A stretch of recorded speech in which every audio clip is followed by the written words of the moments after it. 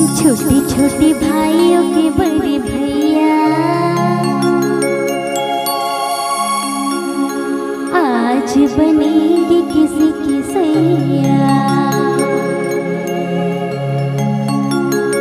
ढोल नगाड़े बाजे सहनाइया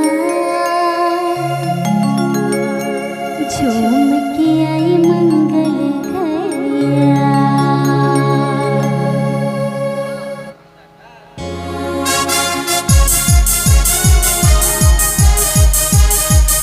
क्या बात है?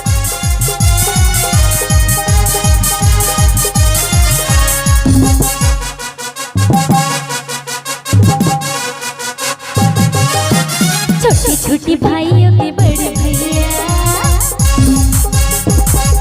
हाँ छोटे छोटे भाइयों के बड़े भैया आज बनेंगे किसी के सैया। ढोल नगाड़े बाजे सहनाइया घूम के आई मंगल घड़िया।